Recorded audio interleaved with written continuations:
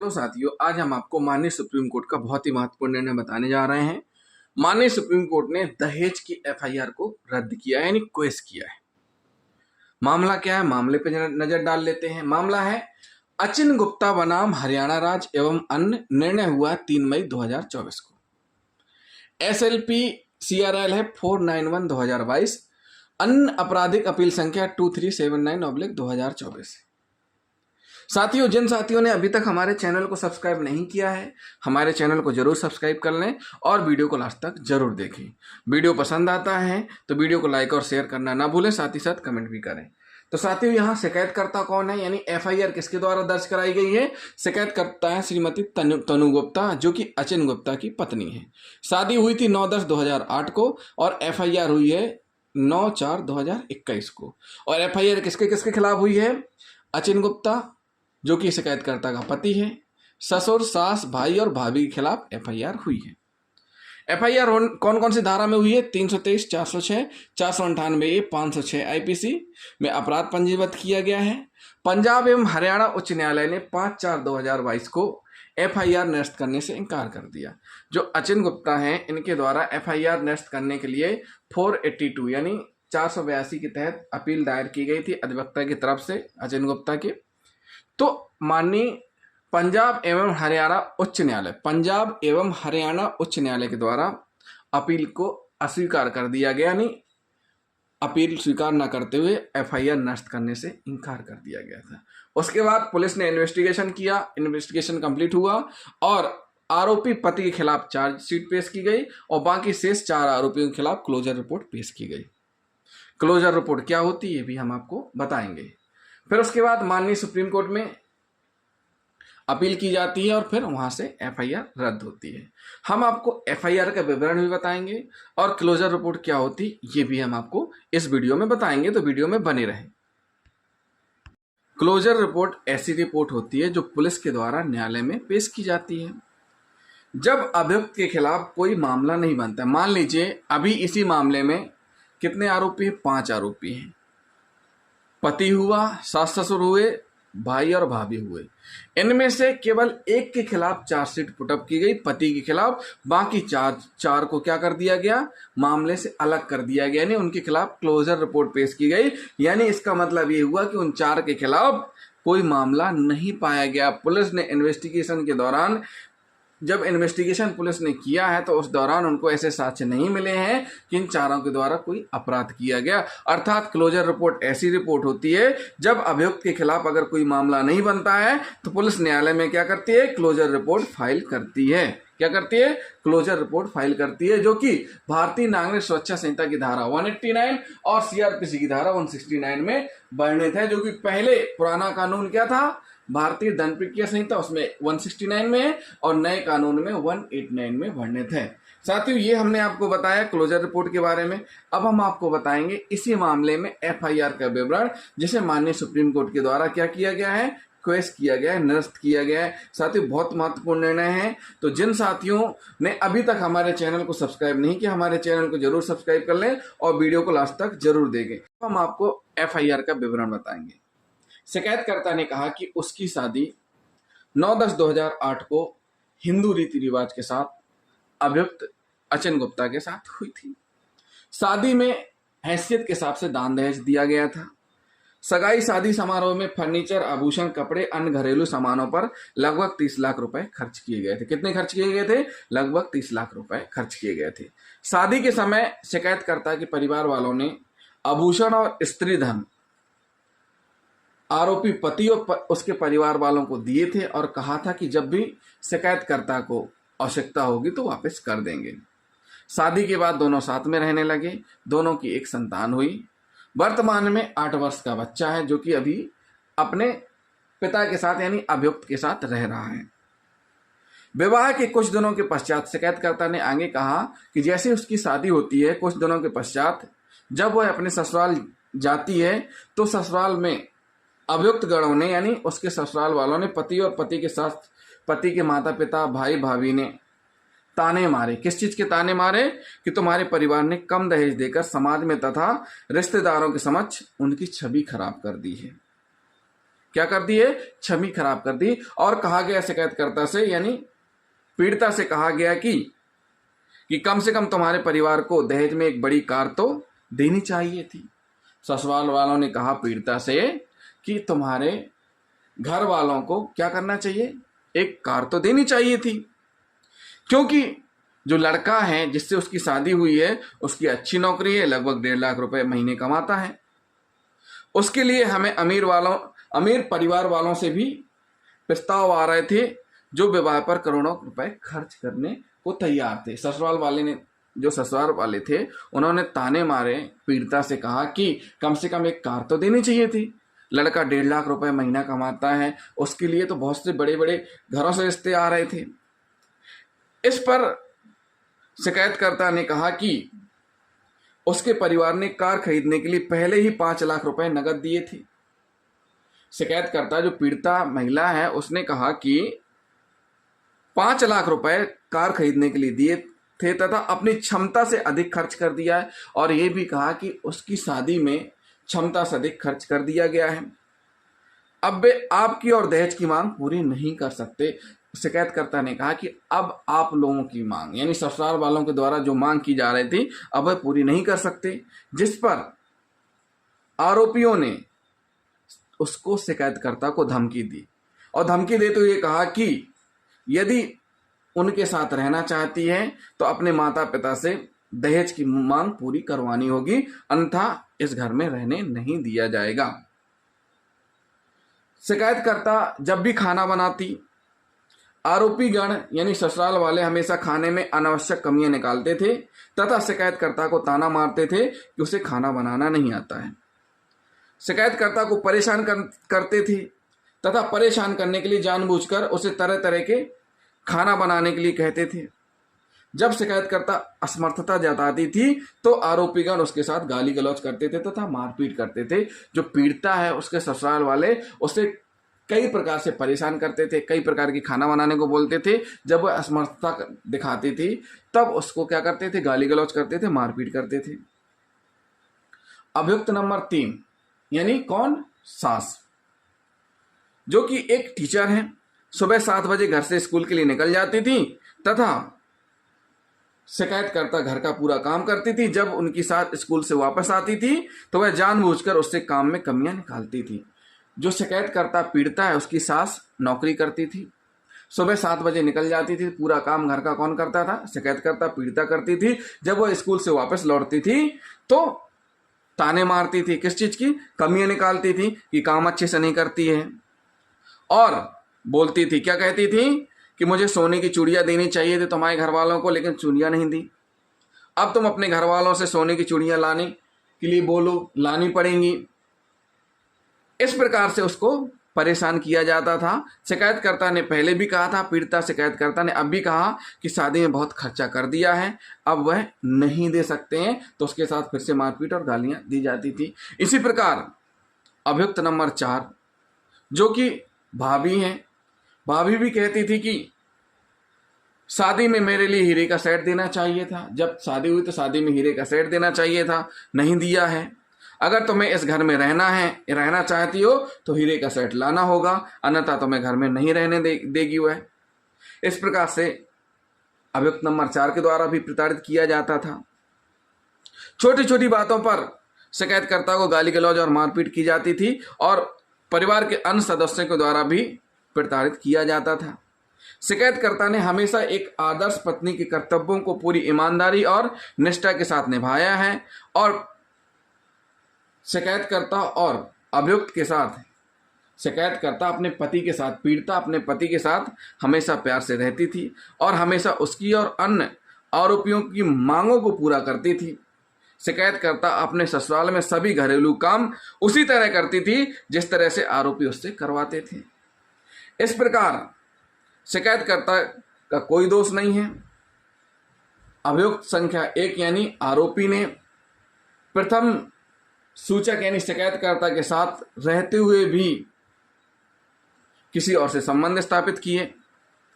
दहेज की मांग के कारण प्रथम सूचक के साथ यानी शिकायतकर्ता के साथ मारपीट, गाली गलौज कर, डेली का काम हो गया था गाली गलौज करना, मारपीट करना। शिकायतकर्ता ने आगे ये भी कहा अपनी शिकायत में कि उसका पति शराबी है, जो शराब के नशे में उसके साथ मारपीट करता है, उसे प्रताड़ित करता है, गाली गलौज करता है तथा अमानवीय व्यवहार भी करता है। और सास ससुर भी इस बारे में उसी का साथ देते हैं। जब भी वह अपने सास ससुर से बोलती है तो उसका सपोर्ट नहीं करते हैं और उल्टा कहते हैं कि तुम अपने माता पिता से हमारी दहेज की मांगे पूरी नहीं करवाओगी, तब तक तुम्हें सब सहना पड़ेगा। अभियुक्त गण शिकायतकर्ता के साथ घरेलू नौकरानी जैसा व्यवहार करते थे। क्या करते थे? घरेलू नौकरानी जैसा व्यवहार करते थे।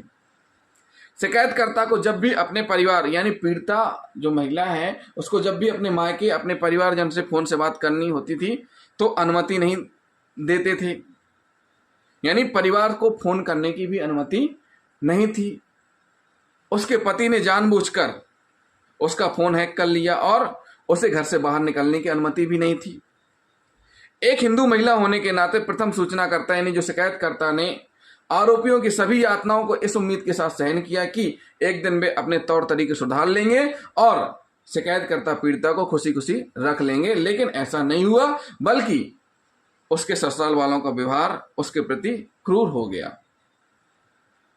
जो कि अभियुक्त संघ का भाई है वह भी आकर के भड़काता था और गाली गलौज करवाता था, जिससे और विवाद होता था।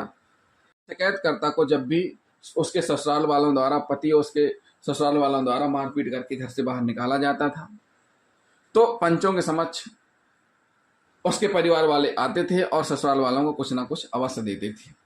फिर भी ससुराल वाले अपने व्यवहार में सुधार नहीं लाए, लगातार दहेज की मांग करते रहे। 2/3/2012 को शिकायतकर्ता को एक पुत्र की प्राप्ति होती है। उनके घर में पुत्र होता है तो ससुराल वालों के द्वारा कहा जाता है कि 5 तोला सोने के आभूषण और 51,000 रुपए नगद लगेंगे और 1 लाख रुपए कम से कम मिठाई अन्य सामानों में भी खर्च किए जाते हैं। 5 तोला सोना दिया जाता है, 51,000 रुपए और 1 लाख रुपए अन्य सामानों में भी खर्च किए जाते हैं। इसके बावजूद भी उनके व्यवहार में बदलाव नहीं आता है। जो शिकायतकर्ता पीड़ित महिला है वह भी क्या है, एक असिस्टेंट प्रोफेसर के पद में तैनात थी, लेकिन अभियुक्त संख्या एक पति और सास पूरा वेतन हड़प लेते थे। जो पीड़िता है उसका पूरा वेतन कौन ले लेता था? पति और उसकी सास ले लेते थे और जेब खर्च तक के लिए भी रुपए नहीं देते थे। जब वह जेब खर्च के लिए रुपए मांगती थी अपने पति से तो वह मारता पीटता था और कहता था कि तो अपने घर वालों से खर्चा लो, क्या करो अपना, वह खुद कमा रही है फिर भी बोलते थे कि अपने घर वालों से खर्चा ले। नौकरी पर जाने से पहले शिकायतकर्ता को घर का पूरा काम करना होता था और सुबह जल्दी उठकर दोपहर का खाना बनाती थी, फिर कॉलेज जाती थी, शाम को वापस आकर घर का सारा काम भी करती थी। शादी के बाद आरोपी नंबर 3-4 ने शिकायतकर्ता पर दबाव बनाया। 3 यानी सास और भाभी ने दबाव बनाया कि तुम्हें साड़ी पहननी होगी, क्योंकि परंपरा के अनुसार बहुएं साड़ी पहनती हैं। जब शिकायतकर्ता ने कहा कि वह साड़ी पहनकर घर का काम नहीं कर पाएगी तो दोनों ने उसके साथ मारपीट की और गाली गलौज भी किया। वर्ष 2014 में शिकायतकर्ता को पता चला कि उसके पति का किसी महिला के साथ अवैध संबंध है, तो पीड़िता कहती है कि उसके पति का किसी महिला के साथ संबंध है और उस महिला से वह बात करता है। 25/7/2019 को उसके पति के द्वारा तलाक याचिका दायर कर दी जाती है और जो आधार लिए जाते हैं झूठे और निराधार आरोप लगाते हुए तलाक याचिका दायर की जाती है। 10/8/2019 को सुबह 6:30 बजे समन आता है और उसका पति और ससुर उस पर जबरदस्ती उसके समन पर हस्ताक्षर करवा लेते हैं और कहते हैं कि अब तुम्हारी जरूरत नहीं है। और इस प्रकार से जब शिकायतकर्ता यानी पीड़िता विरोध करती है तो उसके साथ मारपीट की जाती है। इसके बाद पीड़िता ने अपने पिता को फोन करके सारी बात बताई और उसके परिवार वाले ससुराल आते हैं। इसके बाद 10/8/2019 को दिल्ली में ही पुलिस स्टेशन में आवेदन दिया जाता है और इसके बाद कोर्ट के आदेश के बाद शिकायतकर्ता यानी पीड़िता अपने पति के साथ अपने ससुराल में आकर फिर से रहने लगती है। मार्च 2020 में कोविड महामारी के दौरान शिकायतकर्ता का पति उसके नाबालिग बेटे को अपने साथ ले गया। कई दिनों तक घर नहीं आया और घर जाने से पहले उसने क्या किया, आरोपी ने पीड़िता के पति ने घर का पानी का कनेक्शन और टीवी का कनेक्शन काट दिया था। इसके बाद शिकायतकर्ता ने अपने पिता को फोन करके अपने घर बुलाया। 30/3/2020 को शिकायतकर्ता के पिता ने पुलिस से अनुमति प्राप्त कर उसे उसके ससुराल से उसके मायके ले आया। जब शिकायतकर्ता ने अभियुक्त संख्या 1 को फोन करके बताया कि वह अपने पिता के साथ जा रही है तो उसने कहा कि तुम्हें कौन अपने साथ रखना चाहता है। जब पीड़िता ने बताया कि वह अपने पिता के साथ जा रही है तो उसने कहा कि उसके पति ने कि तुम्हें कौन अपने साथ रखना चाहता है। इसके बाद शिकायतकर्ता ने परिवार के, समाज के प्रतिष्ठित लोगों की उपस्थिति में कई बैठकें की, अभियुक्त को समझाने की कोशिश की, यानी अपने पति और ससुराल वालों को समझाने की कोशिश की, परंतु वे अपने साथ रखने के लिए तैयार नहीं थे और वो अपनी दहेज की मांग पर अड़े रहे। दहेज की मांग पूरे किए बिना शिकायतकर्ता को रखने से साफ मना कर दिया, यानी पीड़ित महिला को रखने से साफ मना कर दिया गया। फिर शिकायतकर्ता ने अपने आभूषण, स्त्रीधन और अपने नाबालिग बेटे की मांग की तो उन्होंने साफ इनकार कर दिया और धमकी दी कि यदि तुमने हमारे खिलाफ पुलिस में कोई शिकायत दर्ज कराई तो जान से मार देंगे। इस प्रकार से अभियुक्त गणों ने दहेज की मांग के कारण शिकायतकर्ता की उपेक्षा की तथा उन्हें स्त्रीधन भी वापस नहीं किया तथा धमकी देकर दहेज की मांग पूरी किए बिना शिकायतकर्ता को दहेज की मांग पूरी किए बगैर उसे, इस प्रकार अभियुक्त गण ने दहेज की मांग के कारण शिकायतकर्ता की उपेक्षा की और शिकायतकर्ता का स्त्रीधन वापस नहीं किया और धमकी दी। क्या धमकी दे रहे हैं कि यदि दहेज की मांग पूरे किए बिना शिकायतकर्ता उनके घर आई तो वे उसे जान से मार देंगे। क्या कर देंगे? जान से मार देंगे। अतः परिवार देकर निवेदन किया गया कि मेरे साथ दहेज मांगने, मारपीट करने तथा जान से मारने की धमकी देने वाले अभियुक्त गणों के विरुद्ध तुरंत कार्रवाई की जाए तथा मेरा स्त्रीधन अभियुक्त गणों से वापस दिलाया जाए। इस प्रकार से आवेदन प्रस्तुत किया गया। तो आवेदन प्रस्तुत होने के बाद एफआईआर दर्ज हुई। माननीय न्यायालय ने कहा कि एफआईआर को पढ़ने से यह पता चलता है कि अपीलकर्ता यानी अभियुक्त जो आरोपी है उसी ने अपील की है, उसके परिवार के सदस्यों पर दहेज की मांग करने का आरोप है। इस तरह प्रथम सूचना कर्ता को मानसिक और शारीरिक आघात पहुंचाया गया है, जैसा कि एफआईआर में कहा गया है। शिकायतकर्ता के परिवार ने शादी के समय एक बड़ी रकम खर्च की थी और अभियुक्त अपीलकर्ता और उसके परिवार को अपना स्त्रीधन भी सौंप दिया था। हालांकि शादी के कुछ समय बाद ही अभियुक्त अपीलकर्ता और उसके परिवार ने शिकायतकर्ता यानी उस पीड़ित महिला को उस झूठे बहाने से परेशान करना शुरू कर दिया कि वह एक पत्नी और बहू के रूप में अपने कर्तव्यों का निर्वहन करने में विफल रही है और उस पर कुछ दहेज के लिए भी दबाव डाला। अपीलकर्ता यानी अभियुक्त का आरोप है कि वह शराबी है। अपीलकर्ता जो अभियुक्त है उस पर आरोप है, क्या आरोप है? कि वह शराबी है और नियमित रूप से शिकायतकर्ता पर हाथ उठाता था, मारपीट करता था, उसके साथ अमानवीय व्यवहार करता था। क्या करता था? अमानवीय व्यवहार करता था। प्रथम सूचना कर्ता यानी शिकायतकर्ता ने आरोप लगाया है कि उसकी भाभी उसे हीरे का सेट दिलाने के लिए परेशान करती थी और धमकी देती थी, अगर उसे हीरे का सेट नहीं दिलाया तो उसे ससुराल में नहीं रखा जाएगा, ससुराल से निकाल दिया जाएगा।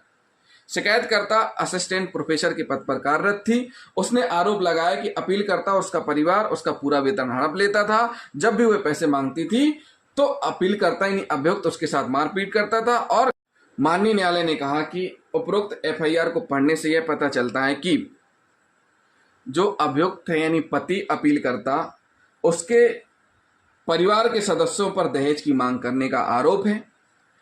क्या है? क्या आरोप है? कि ससुराल वालों ने दहेज की मांग की है पीड़िता से। इस तरह जो पीड़िता है, पीड़िता को मानसिक और शारीरिक आघात पहुंचाया गया है, जैसा कि एफआईआर में कहा गया है। पीड़िता जो है उसके परिवार वालों ने शादी के समय एक बड़ी रकम खर्च की थी और अभियुक्त अपीलकर्ता यानी जो पति है उसके परिवार को अपना स्त्रीधन भी दिया था और इस प्रकार से अपनी हैसियत के हिसाब से खर्च भी किया था। शादी के कुछ समय बाद ही जो अभियुक्त है, पति है, और उसके परिवार ने शिकायतकर्ता को इस झूठे बहाने से परेशान करना शुरू कर दिया कि वह एक पत्नी और बहू के रूप में अपने कर्तव्यों का निर्वहन करने में विफल रही है और उस पर कुछ दहेज के लिए भी दबाव डाला गया। अभियुक्त जो पति है, पति पर आरोप है कि वह शराबी है और नियमित रूप से पीड़िता पर हाथ उठाता था, उसके साथ अमानवीय व्यवहार करता था।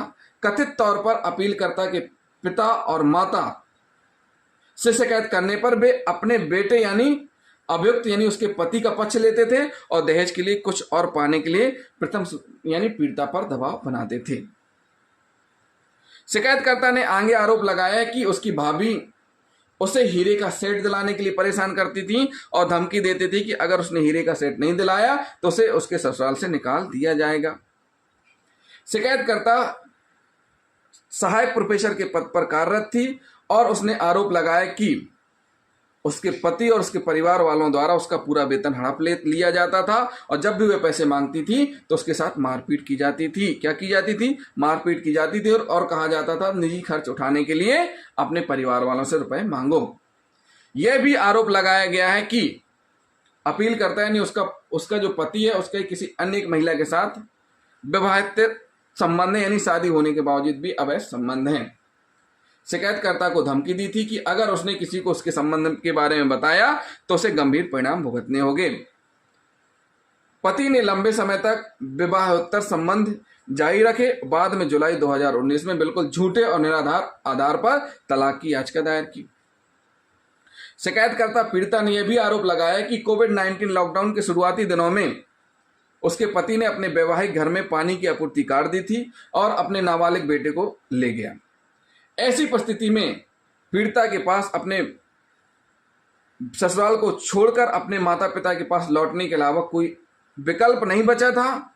कुछ समझौते के लिए प्रयास किए गए, लेकिन उसके पति और उसके परिवार वाले दहेज के लिए जोर देते रहे और दहेज की मांग पर अड़े रहे। उसे अपना स्त्री धन वापस करने से भी इनकार कर दिया। उपरोक्त एफआईआर दर्ज होने पर पुलिस ने जांच की और केवल जो उसका पति है उसके खिलाफ 13/10/2021 को आरोप पत्र दाखिल किया, यानी चालान पेश किया और शेष 4 आरोपियों के खिलाफ क्लोजर रिपोर्ट दाखिल की। क्लोजर रिपोर्ट हम आपको बता चुके हैं। क्लोजर रिपोर्ट वह रिपोर्ट होती है जब मामला अभियुक्त के खिलाफ नहीं बनता होता है, अपराध नहीं बनते होते हैं, उस समय क्या करती है पुलिस? क्लोजर रिपोर्ट पेश करती है। आरोप पत्र दाखिल करने के बाद न्यायिक मजिस्ट्रेट प्रथम श्रेणी के समक्ष चालान पेश हुआ है, वहां पर फिर प्रोसीडिंग हुई है। अभियुक्त ने आपराधिक कार्रवाई को रद्द करने के उद्देश्य से, एफआईआर रद्द करने के उद्देश्य से उच्च न्यायालय, यानी कहाँ उच्च न्यायालय? पंजाब एवं हरियाणा उच्च न्यायालय में क्या की? अपील प्रस्तुत की। उच्च न्यायालय ने अपने दिनांक 5/4/2022 के निर्णय और आदेश के माध्यम से 482 के तहत अंतर्निहित शक्तियों को प्रयोग करते हुए आपराधिक कार्रवाई को रद्द करने से इंकार कर दिया, यानी हाईकोर्ट के द्वारा एफआईआर रद्द करने से क्या कर दिए? इंकार कर दिए। किसके द्वारा इंकार कर दिया गया? हाईकोर्ट के द्वारा इंकार कर दिया गया। इसके बाद होता क्या है, जब हाईकोर्ट ने इंकार कर दिया गया तो फिर माननीय सर्वोच्च न्यायालय में भी अपीलकर्ता के द्वारा क्या किया गया? एफआईआर रद्द करने के लिए अपील प्रस्तुत की गई। जब अपील प्रस्तुत की गई तो वहां पर जब अपील प्रस्तुत की गई तो अपीलकर्ता की ओर से प्रस्तुतियां भी दी गई, यानी अपीलकर्ता के अधिवक्ता के द्वारा तर्क भी रखे गए। अपीलकर्ता की ओर से उपस्थित विद्वान अधिवक्ता ने तर्क दिया कि जो अपीलकर्ता अभियुक्त है, पति है, उसके परिवार ने क्रमशः 2019 और 2020 में प्रथम सूचनाकर्ता यानी जो पीड़िता है उसके खिलाफ तलाक की याचिका और घरेलू हिंसा का मामला दायर किया था। यानी जो महिला है, यानी पति, तर्क दिया गया, क्या तर्क दिया गया? पति और उसके परिवार वालों ने उसकी पत्नी के खिलाफ तलाक की याचिका और घरेलू हिंसा का मामला दायर किया। उसी के जवाब में 9/4/2021 की एफआईआर संख्या 95/2021 प्रथम सूचनाकर्ता यानी उसकी पत्नी यानी पीड़िता कि अपने वैवाहिक घर छोड़ने की तारीख से 11 महीने से अधिक समय बाद दर्ज की गई और वह भी घरेलू हिंसा मामले में उसे समन की तामील के बाद।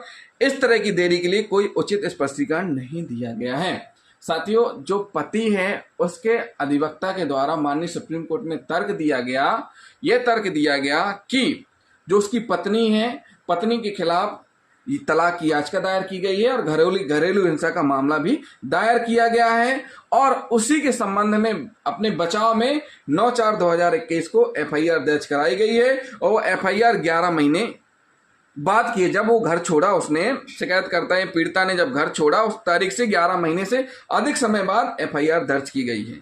वह भी कब की गई? जब घरेलू हिंसा के मामले में उसको समन मिला, उसके बाद दर्ज की गई है। इस देरी का कोई उचित स्पष्टीकरण नहीं दिया गया एफआईआर में। जो एफआईआर दर्ज की गई है उसमें क्यों देरी दर्ज की गई उसका कोई स्पष्टीकरण नहीं दिया गया है। एफआईआर अपीलकर्ता पति के खिलाफ प्रतिशोध की भावना से और परोक्ष उद्देश्य से दर्ज की गई थी। शिकायतकर्ता और अपीलकर्ता 12 साल से अधिक समय से विवाहित थे। एफआईआर में लगाए गए आरोप बहुत अस्पष्ट और समान प्रकृति के हैं। एफआईआर में अपीलकर्ता के खिलाफ उत्पीड़न का कोई विशेष आरोप घटना नहीं लगाई गई है। ये हो गए किसके तर्क? ये हो गए अपीलार्थी अभियुक्त के तर्क। अब जो शिकायत करता है, जो पीड़िता है, उसकी ओर से भी तर्क प्रस्तुत किए गए। क्या तर्क प्रस्तुत किए गए हैं उसके वकील की तरफ से? यह तर्क प्रस्तुत किया गया कि अपील करता है यानी उसके पति, जो शिकायत करता है, उसके पति और उसके परिवार वालों ने शादी के बाद लगातार अतिरिक्त दहेज की मांग की और वे शिकायतकर्ता को मारते पीटते थे और उसका पूरा वेतन छीन लेते थे। तलाक याचिका दायर करने के बाद शिकायतकर्ता ने उसे भरण पोषण के लिए कुछ भी देना बंद कर दिया तथा पानी का कनेक्शन जैसी बुनियादी सुविधाएं भी काट दी, जिससे उसके पास वैवाहिक घर छोड़कर अपने माता पिता के घर लौटने के अलावा कोई विकल्प नहीं बचा था। उसके पति का किसी दूसरी महिला के साथ संबंध था। विवाह को बचाने के लिए वह चुप रही और दूसरों के इस बारे में नहीं बताया। पीड़िता के विरुद्ध दायर घरेलू हिंसा का मामला पूरी तरह से तुच्छ और परेशान करने वाला है। जो पीड़िता है, जो पत्नी है, उसके खिलाफ जो घरेलू हिंसा का मामला दर्ज किया गया है वो तुच्छ और परेशान करने वाला है। पति जो अपील करता पति है, इस न्यायालय को यह सूचित करने में विफल रहा है कि उसने प्रथम सूचक यानी शिकायतकर्ता के विरुद्ध शुरू की गई तलाक कार्रवाई वापस ले ली है। अब राज्य की ओर से क्या प्रस्तुतियां दी गई हैं? राज्य की ओर से जो उपस्थित विद्वान अधिवक्ता है उनके द्वारा कहा गया है कि पुलिस ने एफआईआर दर्ज करने के बाद निष्पक्ष जांच की। जांच पूरी होने पर 5 में से 4 आरोपियों के खिलाफ कार्रवाई बंद कर दी गई है। हालांकि लगाए गए आरोपों की प्रकृति को देखते हुए जांच अधिकारी ने अपीलकर्ता के खिलाफ आरोप पत्र दाखिल करना उचित समझा है। शासन की ओर से तर्क दिया गया कि 5 में से 4 का नाम अलग कर दिया गया, 4 के खिलाफ कार्रवाई बंद कर दी गई, केवल उसके पति के खिलाफ चार्जशीट पुटअप की गई है। अब विश्लेषण क्या निकलता है? माननीय न्यायालय ने क्या विश्लेषण निकाला वो भी हम आपको बताएंगे। माननीय न्यायालय ने कहा कि पक्षों की ओर से उपस्थित विद्वान अधिवक्ताओं को सुनने तथा अभिलेख पर उपलब्ध सामग्री का अवलोकन करने के पश्चात एकमात्र यह प्रश्न है कि क्या आपराधिक कार्रवाई को रद्द किया जाना चाहिए। प्रश्न है कि क्या आपराधिक कार्रवाई को रद्द किया जाना चाहिए।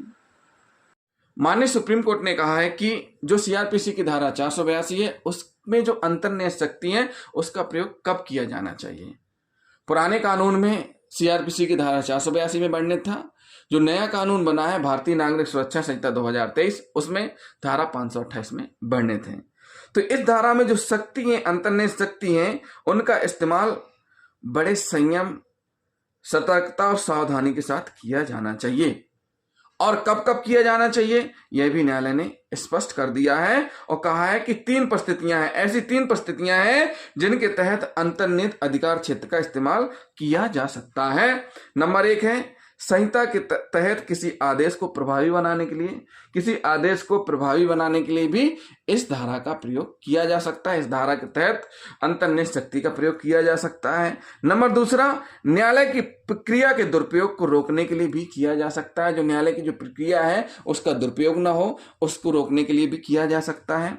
नंबर 3 है अन्यथा न्याय के उद्देश्यों को सुरक्षित करने के लिए भी किया जा सकता है। क्या किया जा सकता है? अन्यथा न्याय के उद्देश्यों को सुरक्षित करने के लिए भी किया जा सकता है। तो साथियों ये 3 क्षेत्र हैं जिनके अंतर्गत इस शक्ति का प्रयोग किया जा सकता है, इस धारा का प्रयोग किया जा सकता है। अब साथियों हम आपको बताएंगे कि एफआईआर रद्द कैसे होती है। प्रथम सूचना रिपोर्ट रद्द कब कैसे होती है। साथियों प्रथम सूचना रिपोर्ट रद्द के लिए जरूरी है कौन कौन से कंटेंट और कौन कौन से कंटेंट के आधार पर एफआईआर दर्ज होती है, जो कि सीआरपीसी की धारा 482 और भारतीय नागरिक सुरक्षा संहिता 2023 की धारा 528 की जो अंतर्निहित शक्ति है उनका प्रयोग करते ही एफआईआर रद्द की जा सकती है माननीय न्यायालय के द्वारा। साथियों ऐसी शक्ति का प्रयोग कब किया जाना चाहिए ये हम आपको एक एक करके बताएंगे। 7 पैराग्राफ हैं इसके। कितने हैं? 7 पैराग्राफ हैं। पहला है जहां प्रथम सूचना रिपोर्ट पर शिकायत में लगाए गए आरोप भले ही उन्हें अंकित मूल पर लिया जाए और उनकी संपूर्णता में स्वीकार किया जाए, प्रथम दृष्टया कोई अपराध नहीं बनता है या अभियुक्त के खिलाफ कोई मामला नहीं बनता है। जो भी एफआईआर में आरोप लगाए गए हैं, उन्हें भले ही एफआईआर में ले लिया गया है, लेकिन जो आरोप हैं उस आरोप ऐसे हैं जिनसे कि कोई अपराध नहीं बनता है, अभियुक्त के खिलाफ कोई मामला नहीं बनता है। अगर ऐसे तथ्य एफआईआर में आए हैं तो भी एफआईआर रद्द की जा सकती है। फिर दूसरा पॉइंट कह रहे हैं कि जहां प्रथम सूचना रिपोर्ट में और एफआईआर के साथ दी गई अन्य सामग्री में, जो प्रथम सूचना रिपोर्ट है और एफआईआर के साथ अन्य सामग्री यानी कि जो भी एविडेंस चार्जशीट में आते हैं, जो चार्जशीट रहती है उसमें एफआईआर रहती है और फिर अन्य सामग्री रहती है उससे संबंधित रहती है, जो कि उस मामले को की पुष्टि करती है, यानी एफआईआर की तायद करती हैं। तो माननीय न्यायालय ने कहा कि जहां प्रथम सूचना रिपोर्ट और एफआईआर के साथ दी गई अन्य सामग्री यदि कोई हो, जो अन्य सामग्री यदि कोई हो, में लगाए गए आरोप किसी संज्ञेय अपराध का खुलासा नहीं करते हैं, संज्ञेय अपराध का अगर खुलासा नहीं करते हैं तो उस स्थिति में भी क्या कर सकते हैं, एफआईआर रद्द हो सकती है। क्या कर सकते हैं, एफआईआर रद्द हो सकती है।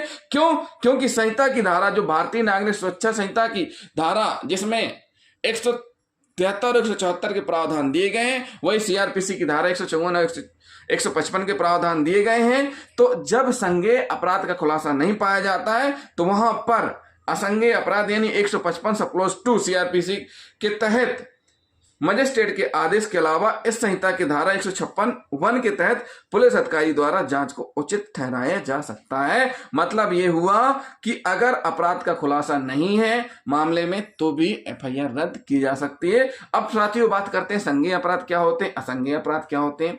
संज्ञेय अपराध सीआरपीसी की धारा यानी कि दंड प्रक्रिया संहिता की धारा 154 में वर्णित है, नए कानून में भारतीय नागरिक सुरक्षा संहिता 2023 की धारा 173 में वर्णित है। संज्ञेय अपराध ऐसे अपराध होते हैं जिनमें कि पुलिस बिना वारंट के गिरफ्तारी कर सकती है और एफआईआर दर्ज करके इन्वेस्टिगेशन कर सकती है।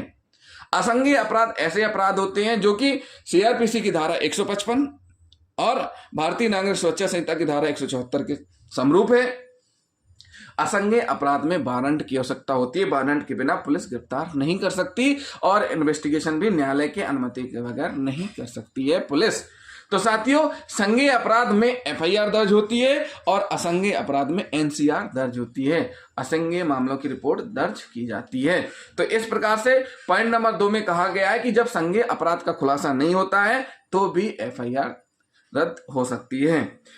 तीसरा पॉइंट कहा गया है कि एकत्र साक्ष्य किसी अपराध का खुलासा नहीं करते हैं। जो एकत्र साक्ष्य है, जहां एफआईआर या शिकायत में लगाए गए आरोप और उनके समर्थन में एकत्र किए गए साक्ष्य किसी अपराध के होने का खुलासा नहीं करते हैं और आरोपी के खिलाफ मामला नहीं बनता है, जो कि इन्वेस्टिगेशन एजेंसी के द्वारा जो एविडेंस कलेक्ट किए गए हैं उन एविडेंसों से अपराध होने का खुलासा नहीं होता है और आरोपी के खिलाफ मामला नहीं बनता है।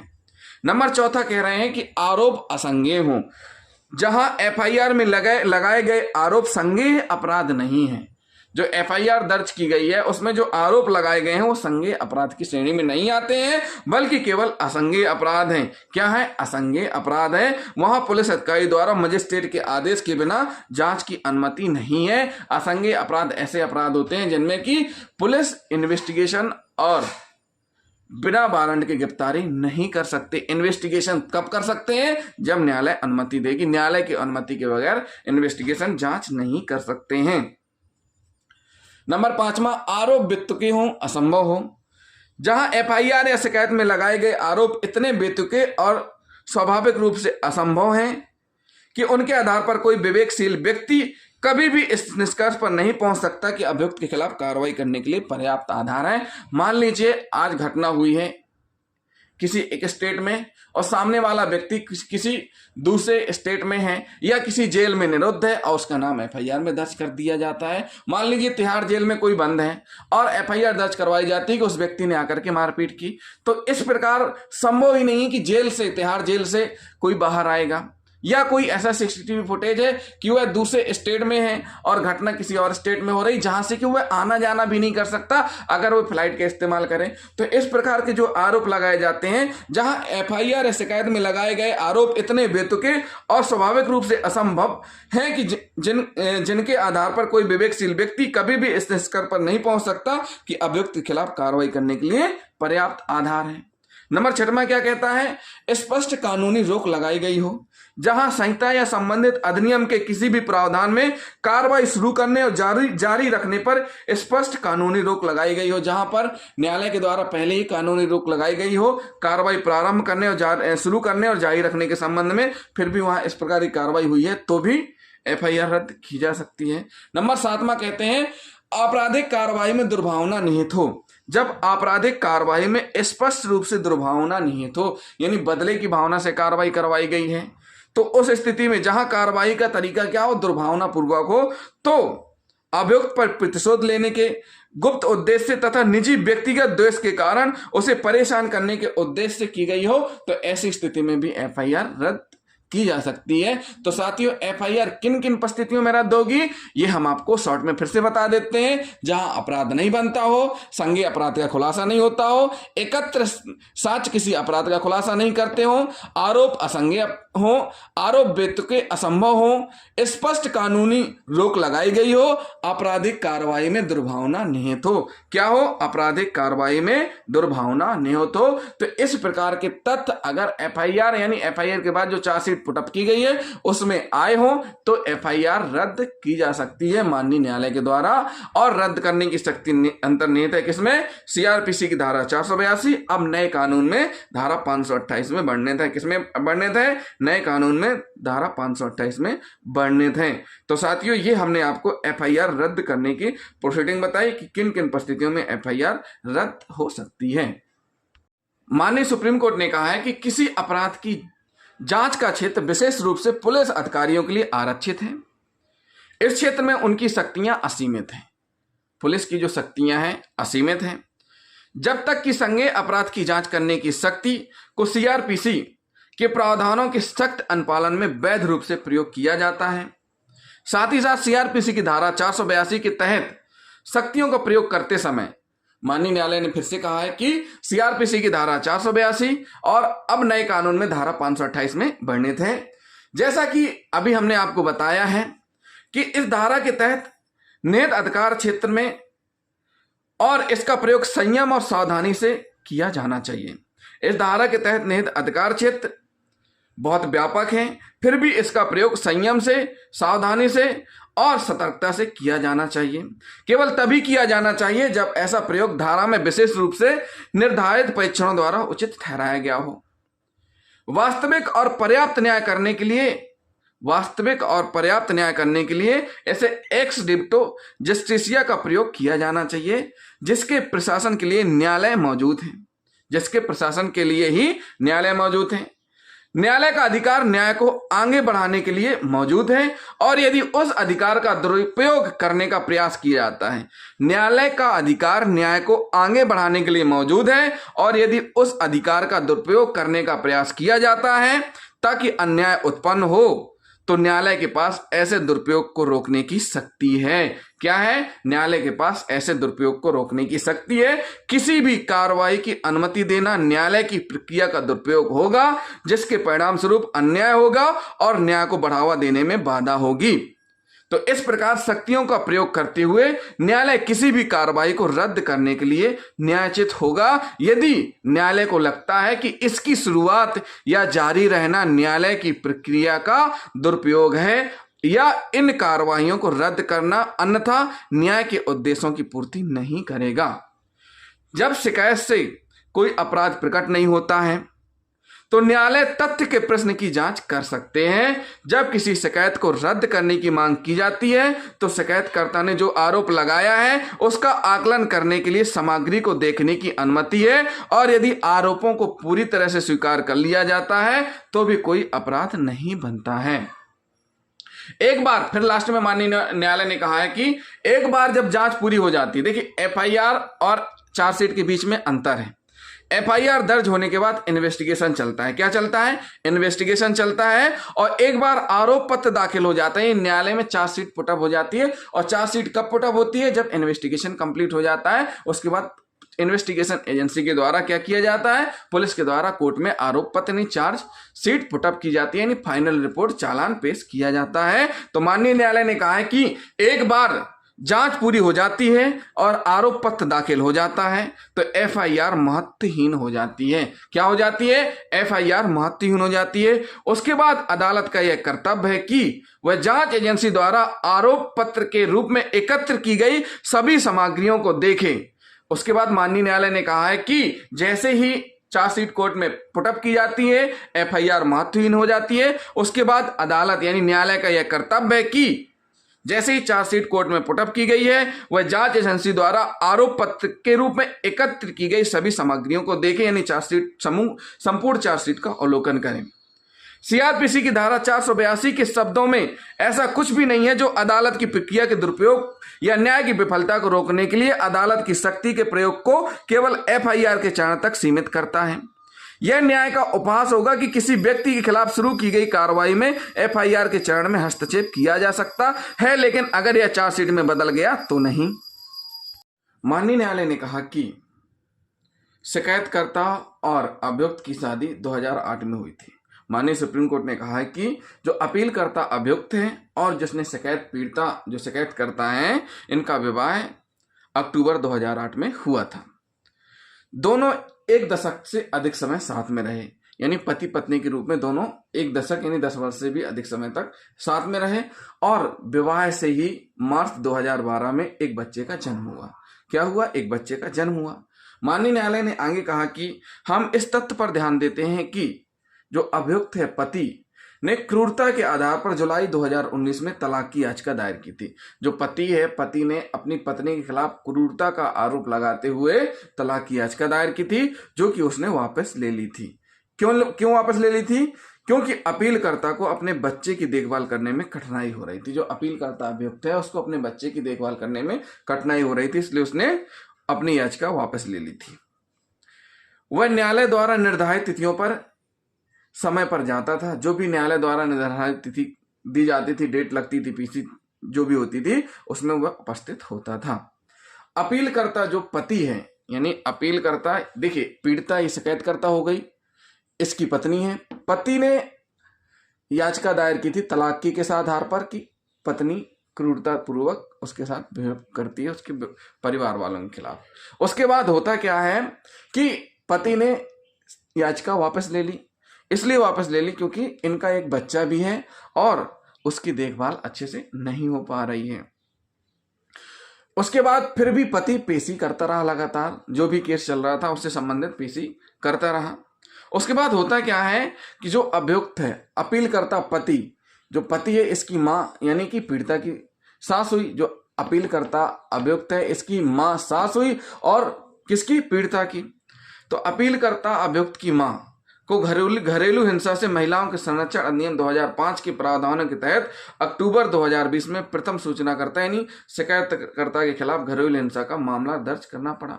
साथियों, सास ने अपनी बहू के खिलाफ घरेलू हिंसा का मामला दर्ज करवाया था। किसने करवाया था? सास ने। कब? 2020 में। देखिए साथियों, फिर से समझिए, पीड़िता ने पति, ससुर, सास, भाभी, भाई पर आरोप लगाए हैं। उसके बाद पुलिस ने जांच की, जांच में पति के खिलाफ चार्जशीट की है और ससुर, सास, भाभी, भाई के खिलाफ क्लोजर रिपोर्ट पेश की है। पति के द्वारा तलाक लगाया गया, तलाक की याचिका दायर की गई, तलाक की याचिका वापस ली गई। उसके बाद पति की जो मां है यानी पीड़िता की सास है, सास ने भी क्या किया है? महिलाओं के संरक्षण नियम 2005 के प्रावधानों के तहत अक्टूबर 2020 में पीड़िता के खिलाफ मामला दर्ज कराया है। किसके खिलाफ? पीड़िता के खिलाफ मामला दर्ज कराया है। एफआईआर और चार्जशीट के कागजात पढ़ने से पता चलता है, माननीय न्यायालय ने कहा कि जो एफआईआर है और चार्जशीट के कागजात को पढ़ने से पता चलता है कि जो पीड़िता है, पीड़िता द्वारा लगाए गए आरोप काफी अस्पष्ट, सामान्य और व्यापक हैं। जो पीड़िता है, पीड़िता ने जो आरोप लगाए हैं पति और उसके परिवारजन पर, वह जो आरोप है वह काफी अस्पष्ट हैं, सामान्य और व्यापक हैं, जिसमें आपराधिक आचरण के किसी भी मामले का उल्लेख नहीं है। आपराधिक आचरण के किसी भी मामले का उल्लेख नहीं है। जो पीड़िता के द्वारा शिकायत दर्ज कराई गई है और शिकायत दर्ज होने के बाद जो एफआईआर और चार्जशीट कोर्ट में पुटअप की गई है, उसका अवलोकन करने पर माननीय सुप्रीम कोर्ट ने कहा है कि उनके द्वारा पाया गया कि जो शिकायतकर्ता ने आरोप लगाए हैं काफी अस्पष्ट हैं, सामान्य और व्यापक हैं, जिसमें आपराधिक आचरण के किसी भी मामले का उल्लेख नहीं है। यह भी ध्यान देने योग्य है कि एफआईआर में कथित अपराधों की कोई विशिष्ट तिथि या समय नहीं बताया गया। जब भी मारपीट या विवाद हुआ, जब भी कोई ऐसी स्थिति बनी है, उस संबंध में किस दिनांक को, कौन से समय, किस ईयर में हुआ, ऐसा कहीं पर भी उल्लेख नहीं है। क्या नहीं है? ऐसा कहीं पर भी उल्लेख नहीं है। यहां तक कि पुलिस ने भी अपीलकर्ता के परिवार के अन्य सदस्यों के खिलाफ कार्रवाई बंद करना उचित समझा। इस प्रकार पुलिस ने भी जांच के दौरान पति के अलावा अन्य परिजन के खिलाफ कार्रवाई को बंद करना उचित समझा। क्या किया? बंद करना उचित समझा। इस प्रकार माननीय न्यायालय ने कहा कि जो शिकायतकर्ता के द्वारा एफआईआर दर्ज कराई गई है पति और उसके परिवारजन के खिलाफ, तलाक की याचिका और घरेलू हिंसा के मामले का जवाबी हमला मात्र था। क्यों? क्योंकि एफआईआर बाद में हुई थी। देखिए, तलाक की याचिका दायर हो गई 2019 में। सास के द्वारा महिलाओं से संबंधित घरेलू हिंसा से संबंधित जो नियम है, घरेलू हिंसा से महिलाओं के संरक्षण नियम 2005 के प्रावधानों के तहत 2020 में शिकायत दर्ज कराई गई थी। इसके बाद 2021 में पीड़िता ने एफआईआर करवाई तो माननीय न्यायालय ने कहा कि तलाक की याचिका और घरेलू हिंसा के मामले का जवाबी हमला मात्र थी। क्या थी? जवाबी हमला मात्र थी। माननीय न्यायालय ने कहा कि यह भी ध्यान देने योग्य बात है। क्या ध्यान देने योग्य बात है? कि जो शिकायतकर्ता पीड़िता है ने 9/4/2021 को एफआईआर दर्ज की। यानी कब की? 9/4/2021 को दर्ज की। शादी होती है 2008 में, एफआईआर हो रही है 9/4/2021 को। यानी कि अपीलकर्ता द्वारा, और कब एफआईआर हो रही है? जब अपीलकर्ता द्वारा याचिका दायर करने के लगभग 2 साल बाद, यानी जो पति है, पति ने याचिका दायर की थी तलाक की 2019 में, उसके करीब 2 साल बाद, और जो उसकी सास है, यानी पीड़िता की सास है, सास ने भी घरेलू हिंसा का मामला दर्ज करने के 6 माह बाद, 6 महीने बाद एफआईआर दर्ज हुई है। क्या हुई है? 6 महीने बाद एफआईआर दर्ज हुई है। इस प्रकार तलाक की याचिका दायर होने के लगभग 2 साल बाद तक प्रथम सूचनाकर्ता चुप रही, यानी पीड़िता शांत रही। पति ने जो याचिका दायर की थी तलाक की, उसकी याचिका के 2 साल तक जो पीड़िता है वह चुप रही। क्या रही? चुप रही। एफआईआर दर्ज करने में इतनी अस्पष्ट देरी से, जो एफआईआर में इतनी अस्पष्ट देरी हुई है, उससे माननीय न्यायालय ने कहा कि हम यह पाते हैं कि केवल अपीलकर्ता और उसके परिवार के सदस्यों को परेशान करने के लिए दायर की गई थी। माननीय न्यायालय ने कहा कि पीड़िता के द्वारा जो एफआईआर दर्ज की गई है, जो कि एफआईआर में इतनी अस्पष्ट देरी है, जिससे यह माननीय न्यायालय ने पाया है कि पति और उसके परिवार के सदस्यों को परेशान करने के लिए एफआईआर दर्ज कराई गई थी। माननीय न्यायालय ने आगे कहा कि अब यह पूरी तरह से तय हो चुका है कि जो सीआरपीसी की धारा 482 के तहत शक्ति का इस्तेमाल संयम से, सावधानी से और सतर्कता के साथ किया जाना चाहिए। माननीय न्यायालय ने कहा कि जो एफआईआर रद्द की प्रोसीडिंग है, जो कि सीआरपीसी की धारा 482 में अंतर्निहित शक्तियां हैं, उन अंतर्निहित शक्तियों का प्रयोग करके एफआईआर को रद्द किया जा सकता है। और वो अंतर्निहित शक्तियों का प्रयोग जो कैसे किया जाना चाहिए, वो भी माननीय न्यायालय ने स्पष्ट किया है कि इनका प्रयोग संयम और सावधानी से और सतर्कता के साथ किया जाना चाहिए। केवल तभी जब ऐसा प्रयोग धारा में निर्धारित परीक्षणों द्वारा उचित हो। क्या हो? जब उचित हो तभी प्रयोग किया जाना चाहिए। यह भी पूरी तरह से तय है कि जो सीआरपीसी की धारा 482 उच्च न्यायालय को कोई शक्ति प्रदान नहीं करती, बल्कि केवल अंतर्निहित शक्ति को बचाती है, जो न्यायालय के पास दंड प्रक्रिया संहिता के अधिनियम से पहले थी, जो दंड प्रक्रिया संहिता के अधिनियम से पहले थी। ऐसी 3 परिस्थितियां हैं जिनके तहत अंतर्निहित अधिकार क्षेत्र का इस्तेमाल किया जा सकता है। ऐसी कौन कौन सी परिस्थितियां हैं जिनमें कि इस धारा का प्रयोग किया जा सकता है? यानी सीआरपीसी की धारा 482 अब नए कानून में भारतीय नागरिक सुरक्षा संहिता 2023 की धारा 528 में वर्णित हो गया है, जिसमें माननीय न्यायालय ने कहा है कि ऐसी 3 परिस्थितियां हैं जिनके तहत अंतर्निहित अधिकार क्षेत्र का इस्तेमाल किया जा सकता है। अर्थात संहिता के तहत किसी आदेश को प्रभावी बनाने के लिए, यानी कानून के तहत किसी आदेश को प्रभावी बनाने के लिए इस धारा का प्रयोग किया जा सकता है, और इस धारा में प्रयोग अंतर्निहित शक्ति का प्रयोग किया जा सकता है। नंबर 2 न्यायालय की प्रक्रिया के दुरुपयोग को रोकने के लिए, और नंबर 3 अन्यथा न्याय के उद्देश्यों को सुरक्षित करने के लिए किया जा सकता है। यानी जो धारा 482 है, सीआरपीसी की धारा 482 है, माननीय न्यायालय ने कहा है कि इस धारा का प्रयोग ऐसी 3 परिस्थितियों में किया जाना चाहिए। कौन कौन सी ऐसी 3 परिस्थितियों में है? जो कि माननीय न्यायालय ने कहा है कि यह आम अनुभव की बात है कि धारा 498A आईपीसी के तहत अधिकांश शिकायतें बिना उचित विचार विमर्श के मामूली मुद्दों पर क्षणिक आवेश में दर्ज की जाती हैं। हमें बड़ी संख्या में ऐसी शिकायतें देखने को मिलती हैं जो वास्तविक भी नहीं होती हैं और परोक्ष उद्देश्य से दर्ज की जाती हैं। साथ ही दहेज उत्पीड़न के वास्तविक मामलों की संख्या में तेजी से वृद्धि भी गंभीर चिंता का विषय है। माननीय न्यायालय ने ऐसा कहा है कि जिस प्रकार से दहेज से संबंधित मामलों में वृद्धि हो रही है, चिंता का विषय है। माननीय न्यायालय ने आगे कहा है कि शिकायत दर्ज करते समय शिकायतकर्ता द्वारा इसके निहितार्थ और परिणामों की उचित कल्पना नहीं की जाती है, क्योंकि ऐसी शिकायत से शिकायतकर्ता, अभियुक्त और उसके निकट संबंधियों को असहनीय उत्पीड़न, पीड़ा और दर्द हो सकता है, जिसकी कल्पना नहीं की जाती है। माननीय न्यायालय ने कहा है कि न्याय का अंतिम उद्देश्य सत्य का पता लगाना है। क्या है न्याय का अंतिम उद्देश्य? सत्य का पता लगाना है, दोषियों को दंडित करना है, निर्दोषों की रक्षा करना है। अधिकांश शिकायतों में सत्य का पता लगाना एक बहुत बड़ा काम है। पति और उसके सभी नजदीकी रिश्तेदारों की फंसाने की प्रवृत्ति भी असामान्य नहीं है। जो फंसाने की प्रवृत्ति है पति और उसके नातेदारों की, वो जो प्रवृत्ति है असामान्य नहीं है। कई बार आपराधिक मुकदमों के खत्म होने के बाद भी वास्तविक सत्य का पता लगाना मुश्किल होता है। माननीय न्यायालय ने आगे कहा है कि अदालतों को इन शिकायतों से निपटने में बेहद सावधानी और सतर्क रहना चाहिए। क्या करना चाहिए? बेहद सावधानी और सतर्क रहना चाहिए और वैवाहिक मामलों से निपटने के दौरान व्यवहारिक वास्तविकताओं को ध्यान में रखना चाहिए। पति के करीबी रिश्तेदारों द्वारा उत्पीड़न के आरोप जो अलग अलग शहरों में रह रहे थे और कभी भी उस जगह नहीं गए, शायद ही कभी गए जहां शिकायतकर्ता रहती थी, उनका रंग पूरी तरह से अलग होगा। शिकायत के आरोपों की बहुत सावधानी और सतर्कता से जांच की जानी चाहिए। माननीय न्यायालय ने कहा है कि अनुभव से पता चलता है कि लंबे समय तक चलने वाले आपराधिक मुकदमे पक्षों के बीच संबंधों में विद्वेष, कटुता और कड़वाहट पैदा करते हैं। यह भी आम बात है कि शिकायतकर्ता द्वारा दायर मामले में अगर पति या पति के रिश्तेदारों को कुछ दिनों के लिए भी जेल में रहना पड़ा तो इससे सौहार्दपूर्ण समाधान की संभावना पूरी तरह खत्म हो जाती है।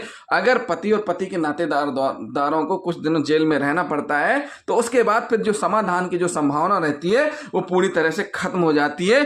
पीड़ा की प्रक्रिया बेहद लंबी और दर्दनाक होती है। माननीय न्यायालय ने आगे कहा है कि इस मामले से अलग होने से पहले हम यह कहना चाहेंगे कि कानून के तहत पूरे प्रावधान पर गंभीरता से पुनर्विचार करना जरूरी है। यह भी एक आम बात है कि बहुत सी शिकायतों में घटना के बारे में बढ़ा चढ़ाकर बताया जाता है। बहुत से मामलों में अतिशयोक्ति की प्रवृत्ति भी देखने को मिलती है, यानी घटना को बहुत ज्यादा बढ़ा चढ़ा करके बताया जाता है। आपराधिक मुकदमों से सभी संबंधित लोगों को बहुत कष्ट उठाना पड़ता है। जिनके खिलाफ भी आपराधिक मुकदमे चलते हैं उनको बहुत ज्यादा कष्ट उठाना पड़ता है। मुकदमे में अंतिम रूप से बरी होने के बाद भी अपमान की पीड़ा के गहरे निशान नहीं मिट पाते हैं। दुर्भाग्य से इन शिकायतों की एक बड़ी संख्या न केवल अदालतों में भर गई है, बल्कि इसने समाज में भारी अशांति भी पैदा की है, जिससे समाज की शांति, सद्भाव और खुशहाली प्रभावित हुई है। अब समय आ गया है कि विधायिका को व्यवहारिक और वास्तविकताओं को ध्यान में रखना चाहिए और मौजूदा कानून में उचित बदलाव करने चाहिए। क्या करना चाहिए? मौजूदा कानून में उचित बदलाव करना चाहिए, ऐसा माननीय न्यायालय ने कहा है। विधानमंडल के लिए जरूरी है कि वह सूचित जनमत और व्यवहारिक वास्तविकताओं को ध्यान में रखे तथा कानून के प्रासंगिक प्रावधानों में आवश्यक बदलाव करें। माननीय न्यायालय ने कहा कि हम रजिस्ट्री को निर्देश देते हैं कि वह इस फैसले की एक प्रति विधि आयोग, भारत सरकार के केंद्रीय विधि सचिव को भेजे, जो इस माननीय विधि एवं न्याय मंत्री के समक्ष प्रस्तुत कर समाज के व्यापक हित में उचित कदम उठा सकते हैं। माननीय न्यायालय ने आगे कहा है कि उपयुक्त संदर्भ में हम अरनेश कुमार बनाम बिहार राज्य आपराधिक अपील संख्या 1277/2014 2 जुलाई 2014 को तय के मामले में इस न्यायालय के निर्णय का संदर्भ ले सकते हैं और उस पर भरोसा कर सकते हैं। माननीय न्यायालय ने आगे कहा है कि उक्त मामले में याचिकाकर्ता ने आईपीसी की धारा 498A और दहेज निषेध अधिनियम 1961 की धारा 4 के तहत एक मामले में गिरफ्तारी की आशंका जताते हुए इस न्यायालय के समक्ष अग्रिम जमानत के लिए प्रार्थना की, लेकिन उच्च न्यायालय से उसे जमानत नहीं मिल पाई। इस संदर्भ में इस न्यायालय द्वारा क्रमशः पैरा 6, 7 और 8 में की गई टिप्पणियों पर ध्यान देना उचित है, जो कि न्यायालय फिर से उनको दोहरा रहे हैं। 6 में कहा गया है कि हाल के वर्षों में वैवाहिक विवादों में अभूतपूर्व वृद्धि हुई है। इस देश में विवाह संस्था का बहुत सम्मान किया जाता है।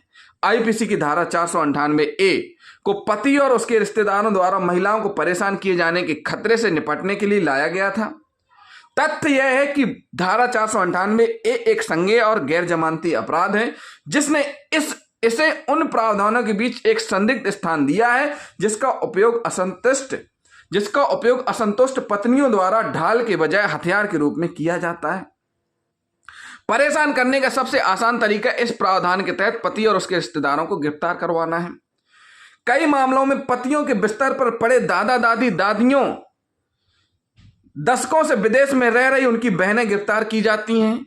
राष्ट्रीय अपराध रिकॉर्ड ब्यूरो, गृह मंत्रालय द्वारा प्रकाशित भारत में अपराध 2012 के आंकड़े बताते हैं कि वर्ष 2012 के दौरान आईपीसी की धारा 498A के तहत अपराध के लिए पूरे भारत में 1,97,762 यानी 1,97,762 लोगों को गिरफ्तार किया गया, जो वर्ष 2011 की तुलना में 9.4% अधिक है।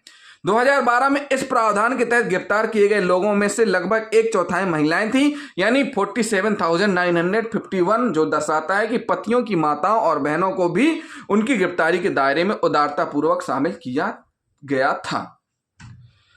दंड संहिता के तहत किए गए अपराधों के तहत गिरफ्तार किए गए कुल व्यक्तियों में से इसका हिस्सा 6% है। आईपीसी की विभिन्न धाराओं के तहत किए गए कुल अपराधों का 4.5% है। देखिए, टोटल 6% है, जिसमें से 4.5 विभिन्न धाराओं के तहत कुल अपराध में से इस धारा के तहत 4.5 है, जो चोरी और चोट पहुंचाने के अलावा किसी भी अन्य अपराध से ज्यादा है। फिर से समझिए साथियों, दंड संहिता के किए गए अपराधों के तहत गिरफ्तार किए गए कुल व्यक्तियों में से इसका हिस्सा दहेज से संबंधित जो मामले उनमें 6% है। टोटल 100 में से 6% लोगों को गिरफ्तारी की जाती है। और दंड संहिता की विभिन्न धाराओं के तहत किए गए कुल अपराधों का 4.5% है, जो चोरी और चोट पहुंचाने के अलावा किसी भी अन्य अपराध से ज्यादा है। धारा 498A आईपीसी के तहत मामलों में चार्जशीट की दर 93.6% है, जितनी अधिक है, जबकि दोष सिद्धि दंड संहिता यानी आईपीसी के तहत किए गए अपराधों के तहत गिरफ्तार किए गए कुल व्यक्तियों में से इसका हिस्सा 6% है। आईपीसी की विभिन्न धाराओं के तहत किए गए कुल अपराधों का 4.5% है। चोरी और चोट पहुंचाने के अलावा किसी भी अन्य अपराध से ज्यादा है। धारा 498A आईपीसी के तहत मामलों में चार्जशीट की दर 93.6 है, जितनी अधिक है, जबकि दोष सिद्धि दर केवल 15% है, जो सभी मदों से सबसे कम है। क्या है? सभी मदों से सबसे कम है। गिरफ्तारी से अपमान होता है। पैरा 7 में कहा गया है, गिरफ्तारी से अपमान होता है, आजादी कम होती है और हमेशा के लिए निशान रह जाते हैं। कानून बनाने वाले और पुलिस वाले ये जानते हैं, कानून बनाने वाले और पुलिस के बीच लड़ाई चल रही है और ऐसा लगता है कि पुलिस ने अब अपना सबक नहीं सीखा है और यह सबक सीआरपीसी में निहित है। आजादी के 6 दशक बाद भी ये अपनी औपनिवेशिक छवि से बाहर नहीं आ पाई है। इसे बड़े पैमाने पर उत्पीड़न और दमन का साधन माना जाता है और निश्चित रूप से इसे जनता का मित्र नहीं माना जाता। गिरफ्तारी की कठोर सख्ती का प्रयोग करते समय सावधानी बरतने की आवश्यकता पर न्यायालय द्वारा बार बार जोर दिया गया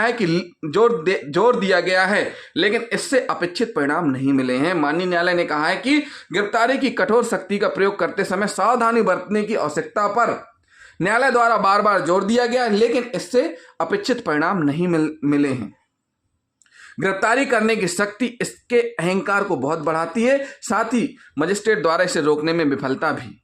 इतना ही नहीं, गिरफ्तारी भी शक्ति पुलिस भ्रष्टाचार के आकर्षक स्रोतों में से एक है। पहले गिरफ्तार करने और फिर बाकी के साथ आगे बढ़ने का रवैया घृणित है। यह उन पुलिस अधिकारियों के लिए एक आसान हथियार बन गया है जिनमें संवेदनशीलता की कमी है या परोक्ष उद्देश्य से काम करते हैं। पैरा 8 में क्या कहा है वो भी हम आपको बताएंगे। विधि आयोग पुलिस आयोग इस न्यायालय ने कई निर्णयों में इस बात पर जोर दिया है कि गिरफ्तारी की शक्ति का प्रयोग करते समय व्यक्तिगत स्वतंत्रता का सामाजिक और व्यवस्था के बीच संतुलन बनाए रखना आवश्यक है। पुलिस अधिकारी इसलिए गिरफ्तारी करते हैं क्योंकि उन्हें लगता है कि उनके पास ऐसा करने की शक्ति है। चूंकि गिरफ्तारी से स्वतंत्रता में कमी आती है, अपमान होता है और हमेशा के लिए निशान रह जाते हैं, इसलिए हम अलग तरह से सोचते हैं। हमारा मानना है कि कोई भी गिरफ्तारी केवल इसलिए नहीं की जानी चाहिए क्योंकि अपराध गैर जमानती और संज्ञेय है और इसलिए पुलिस अधिकारियों के लिए ऐसा करना वैध है। गिरफ्तारी की शक्ति का अस्तित्व एक बात है, इसके प्रयोग का औचित्य बिल्कुल दूसरी बात है। माननीय न्यायालय ने कहा है कि जो गिरफ्तारी की जो शक्ति है, गिरफ्तारी में जो स्पष्ट रूप से कहा गया है कि गिरफ्तारी इसलिए नहीं की जानी चाहिए कि अपराध गैर जमानती और संज्ञेय अपराध है, इसलिए पुलिस अधिकारियों के लिए ऐसा करना वैध है, इसलिए ऐसा नहीं करना चाहिए। गिरफ्तारी की शक्ति का अस्तित्व एक बात है, इसके प्रयोग का औचित्य बिल्कुल दूसरी बात है। गिरफ्तारी की शक्ति के अलावा पुलिस अधिकारियों को इसके कारणों को उचित ठहराने में सक्षम होना चाहिए। गिरफ्तारी के कारण स्पष्ट रूप से उल्लेखित किए जाने चाहिए। किसी व्यक्ति के विरुद्ध अपराध करने के मात्र आरोप के आधार पर समान तरीके से गिरफ्तारी नहीं की जा सकती है। पुलिस अधिकारी के लिए विवेकपूर्ण और समझदारी भरा कदम होगा कि आरोप की वास्तविकता के बारे में कुछ जांच के बाद उचित संतुष्टि प्राप्त किए बिना कोई गिरफ्तारी न की जाए। माननीय न्यायालय ने कहा है कि पुलिस को क्या करना चाहिए, पुलिस अधिकारी के लिए विवेकपूर्ण और समझदारी भरा कदम होगा कि आरोप की वास्तविकता के बारे में कुछ जांच के बाद उचित संतुष्टि प्राप्त किए बिना कोई गिरफ्तारी न की जाए।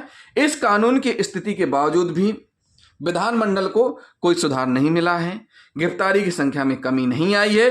अंततः संसद को हस्तक्षेप करना पड़ा और वर्ष 2001 में प्रस्तुत विधि आयोग की 177वीं रिपोर्ट की सिफारिश पर दंड प्रक्रिया संहिता की धारा 41 को वर्तमान स्वरूप में अधिनियमित किया गया है। यह ध्यान रखना दिलचस्प है कि विधि आयोग ने वर्ष 1994 में प्रस्तुत अपनी 192वीं और 154वीं रिपोर्ट में ऐसी सिफारिशें की थी। क्या की थी? ऐसी सिफारिशें की थी, ऐसा माननीय न्यायालय ने कहा है।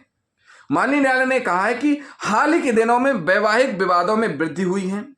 विवाह एक पवित्र समारोह है जिसका मुख्य उद्देश्य युवा जोड़ों को जीवन में स्थापित होने और शांति रहने में सक्षम बनाना है, लेकिन छोटी छोटी वैवाहिक झड़पें अचानक शुरू हो जाती हैं जो अक्सर गंभीर रूप ले लेती हैं और परिणाम स्वरूप जघन्य यानी गंभीर अपराध हो जाते हैं, जिसमें परिवार के बुजुर्ग भी शामिल होते हैं। और इसका परिणाम यह होता है कि लोग परामर्श देकर सुलह करा सकते थे, वे आपराधिक मामले में आरोपी बनाए जाने पर असहाय हो जाते हैं। यानी माननीय न्यायालय ने कहा है कि छोटी छोटी वैवाहिक झड़पें अचानक शुरू हो जाती हैं और अक्सर गंभीर रूप ले लेती हैं। परिणाम स्वरूप जघन्य यानी गंभीर अपराध हो जाते हैं जिसमें परिवार के बुजुर्ग भी शामिल होते हैं। और इसका परिणाम यह होता है कि जो लोग परामर्श देकर सुलह करा सकते थे अब वो नहीं हो पाता है, वे आपराधिक मामलों में आरोपी बनाए जाने पर असहाय हो जाते हैं। वैवाहिक मुकदमेबाजी को प्रोत्साहित न करने से कई कारण हैं। वैवाहिक मुकदमेबाजी को प्रोत्साहित न करने के कई कारण हैं जिनका उल्लेख यहाँ करने की आवश्यकता नहीं है, ताकि पक्षकार अपनी चूक पर विचार कर सकें और आपसी सहमति से विवादों को सौहार्दपूर्ण ढंग से समाप्त कर सकें, बजाय इसके कि वे इसे अदालत में लड़ें, जहां इसे निपटाने में वर्षों लग जाते हैं। और इस प्रक्रिया में पक्षकार विभिन्न अदालतों में अपने मामलों को आगे बढ़ाने में अपने युवा दिन खो देते हैं। क्या करते हैं? अपने युवा दिन खो देते हैं। तो ऐसी स्थिति में क्या करना चाहिए? सौहार्दपूर्ण तरीके से निपटाना चाहिए। क्यों? क्योंकि छोटी छोटी बातों में बड़े मामले बन जाते हैं। माननीय न्यायालय ने कहा है कि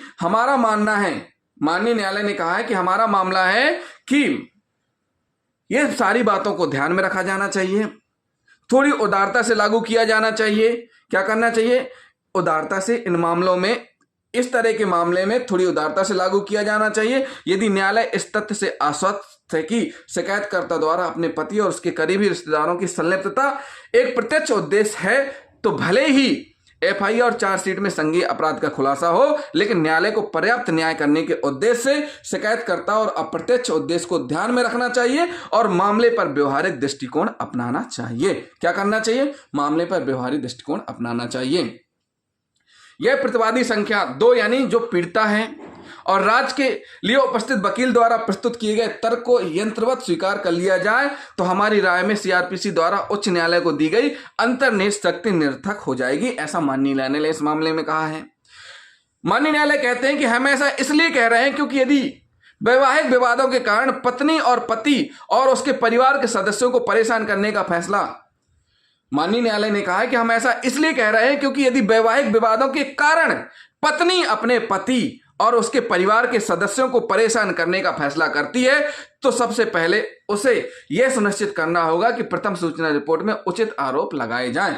फिर से समझिए इस पॉइंट को। माननीय न्यायालय ने कहा है कि अगर पत्नी अपने पति और उसके परिवार के सदस्यों को परेशान करने का फैसला करती है तो सबसे पहले उसे यह सुनिश्चित करना होगा कि प्रथम सूचना रिपोर्ट में उचित आरोप लगाए जाएं।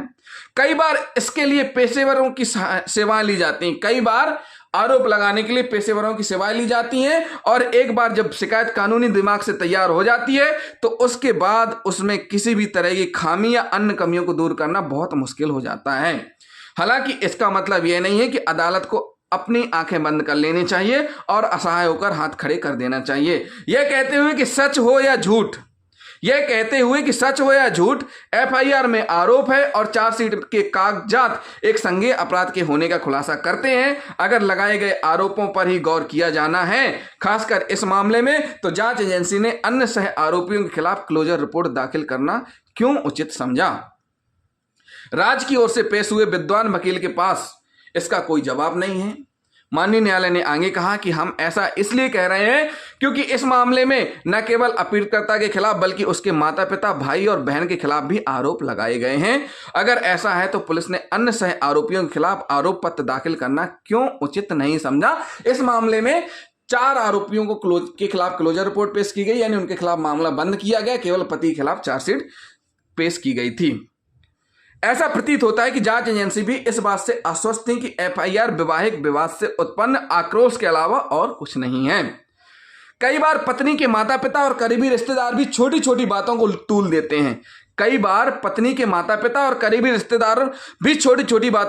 देते हैं। स्थिति को संभालने और शादी को बचाने के लिए हर संभव प्रयास करने के बजाय या तो अज्ञानता के कारण या फिर पति और उसके परिवार के सदस्यों के प्रति घृणा के कारण वे छोटी छोटी बातों पर शादी को पूरी तरह से बर्बाद कर देते हैं। पत्नी, उसके माता पिता और रिश्तेदारों के दिमाग में सबसे पहले पुलिस आती है। मानो पुलिस की सारी बुराइयों की रामबाण दवा है। मानो पुलिस ही, समझिए फिर से, स्पष्ट रूप से माननीय न्यायालय ने कहा है कि पत्नी और उसके माता पिता और उसके रिश्तेदारों के दिमाग में सबसे पहले पुलिस आती है। मानो पुलिस ही सारी बुराइयों का रामबाण एक दवा है। मतलब सारी बुराइयों की रामबाण दवा पुलिस है। मामला पुलिस तक पहुंचती ही पति पत्नी के बीच सुलह की अच्छी खासी संभावनाएं भी खत्म हो जाती हैं। जैसे मामला पुलिस के पास पहुंचता है तो सुलह की संभावनाएं खत्म हो जाती हैं।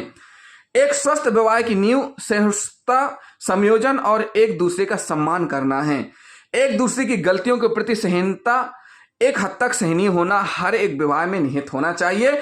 छोटी मोटी बहस, मामूली मतभेद सांसारिक मामले हैं और उन्हें बढ़ा चढ़ाकर नहीं बताया जाना चाहिए और अनुपात से बाहर नहीं किया जाना चाहिए ताकि स्वर्ग में बनी हुई बातों को नष्ट किया जा सके। न्यायालय को यह समझना चाहिए कि प्रत्येक विशेष मामले में क्रूरता का निर्धारण करने में सभी झगड़ों को उसी दृष्टिकोण से तौला जाना चाहिए। हमेशा पक्षों के शारीरिक और मानसिक स्थिति, उसके चरित्र और सामाजिक स्थिति को ध्यान में रखते हुए माननीय न्यायालय ने कहा है कि इन सारी चीजों को ध्यान में रखते हुए किया जाना चाहिए। बहुत ही तकनीकी और अति संवेदनशील दृष्टिकोण विवाह संस्था के लिए विनाशकारी साबित होता है। वैवाहिक विवादों में सबसे ज्यादा नुकसान बच्चों का होता है। पति पत्नी अपने दिल में इतना जहर लेकर लड़ते हैं कि उन्हें एक पल के लिए भी नहीं लगता कि अगर शादी टूट गई तो उनके बच्चों पर इसका क्या असर होगा। बच्चों के पालन पोषण के मामले में तलाक बहुत ही संदिग्ध भूमिका निभाता है। हम ऐसा इसलिए कह रहे हैं, माननीय न्यायालय ने कहा है कि हम ऐसा इसलिए कह रहे हैं क्योंकि पूरे मामलों को नाजुक तरीके से संभालने के बजाय आपराधिक कार्रवाई शुरू करने से एक दूसरे के प्रति नफरत के अलावा और कुछ नहीं होगा। पति और उसके परिवार के सदस्यों द्वारा पत्नी के साथ वास्तविक दुर्व्यवहार और उत्पीड़न के मामले हो सकते हैं। इस तरह के दुर्व्यवहार या उत्पीड़न की डिग्री अलग अलग हो सकती है। हालांकि पुलिस तंत्र का सहारा अंतिम उपाय के रूप में लिया जाना चाहिए, और वह भी क्रूरता और उत्पीड़न के बहुत वास्तविक मामले में।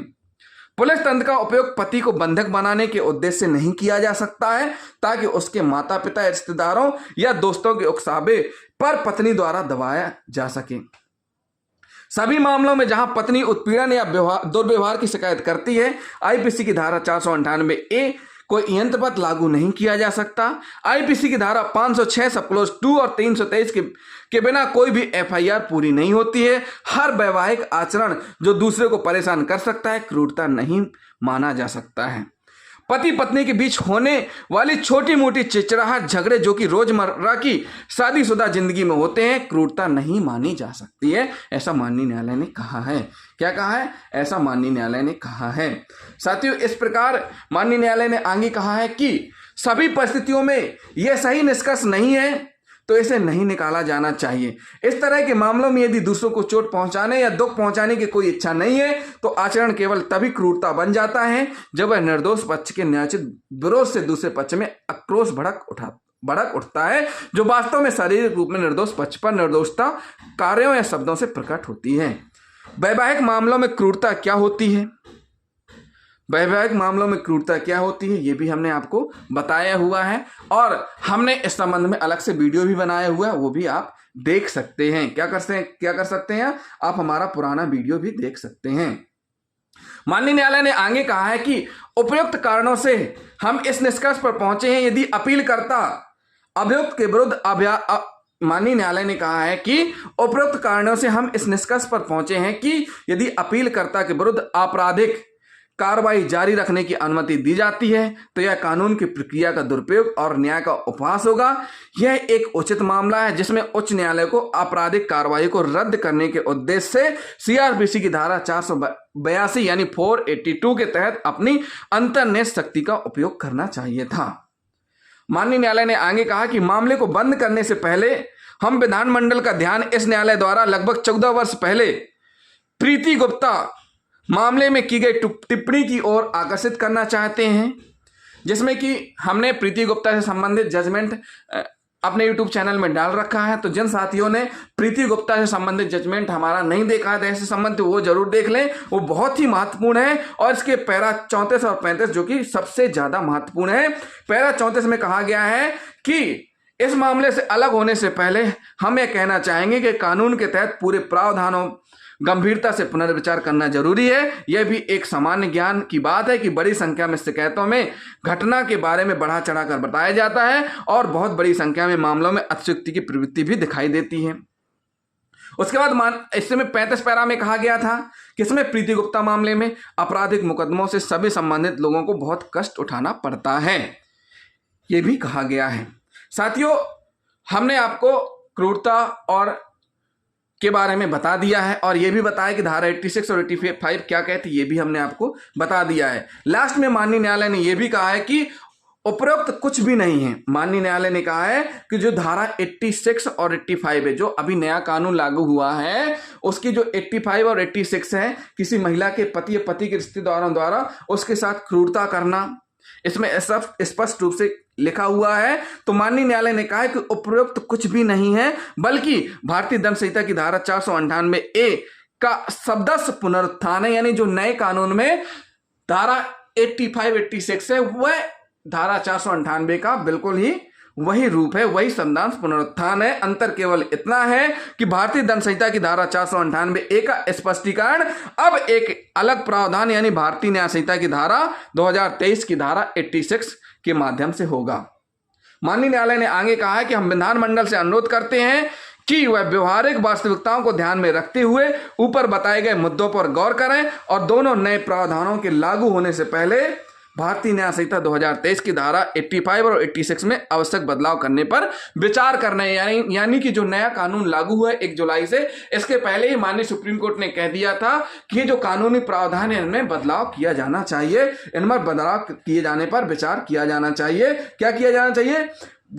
मुद्दे पर गौर करें। और क्या कहा है कि हम विधानमंडल से अनुरोध करते हैं कि व्यवहारिक वास्तविकताओं को ध्यान में रखते हुए ऊपर बताए गए मुद्दों पर गौर करें और दोनों नए प्रावधानों के लागू होने से पहले भारतीय न्याय संहिता 2023 की धारा 85 और 86 में आवश्यक बदलाव करने पर विचार करें।